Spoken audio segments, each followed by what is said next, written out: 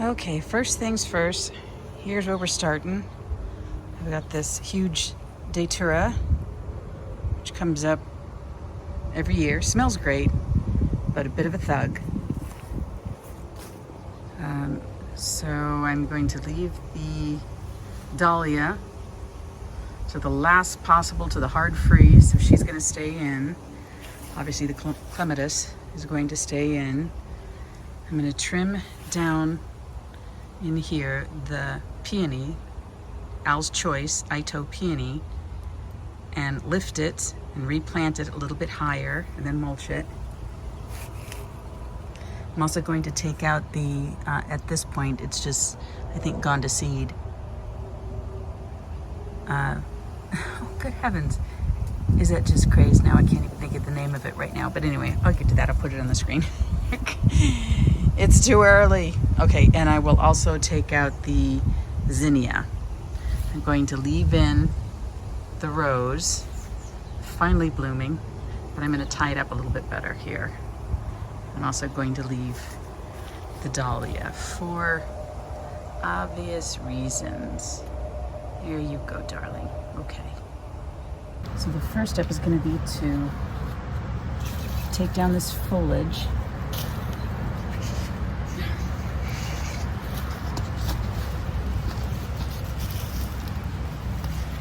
So as you can tell from the browning of the tips and that sort of thing, it's all gone over by now anyway. I will leave some stems so I can, at least for now, see what the depth is.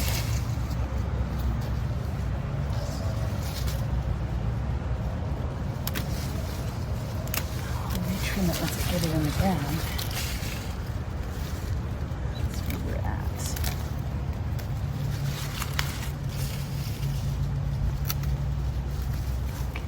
Okay. So I've let it die back as long as possible, naturally, to help feed the roots. By the way, I love this Pallas mix lobelia right in front. There's the tag invert we found.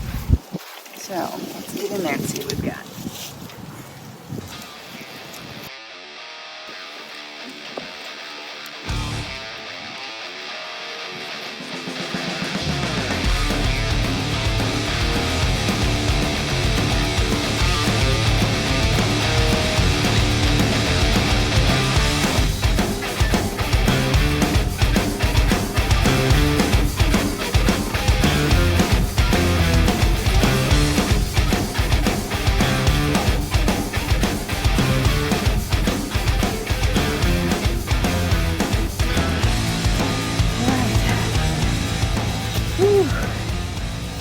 Check that out.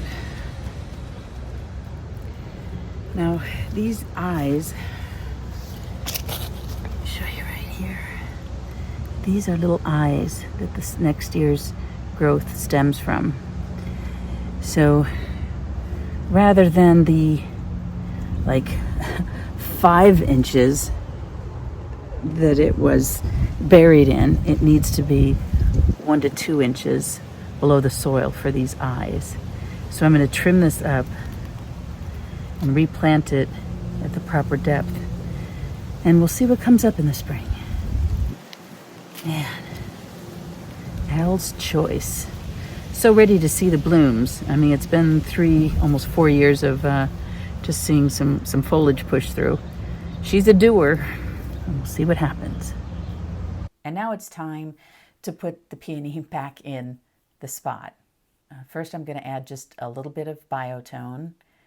And what I do in this hole is barely even a handful of biotone. This isn't the time of year to be fertilizing anything, but just kind of put it in there, mix it up with the existing soil, okay, pack it in, and then take the peony root so that the eyes are just about 1 inch to 2 below the top surface of the ground, reposition it, anchor it back in with some more soil, and then just get my little shovel and backfill in some of the soil, obviously not all of it that I took out because it was too deep to begin with. So just relaying some of the soil, spreading out the rest around the garden bed, removing any other debris that might be in there. Oh wow, a rose tag, who knew? Then it's time to water it thoroughly, because this time of year, even if we get some precipitation, I'm trying to get the roots to grow here. And remember, all of this garden bed is under an overhang, a roof overhang on the side of the garage. So it was designed to keep water away. But it is so dry here always, too dry to even grow grass. There used to just be rocks here.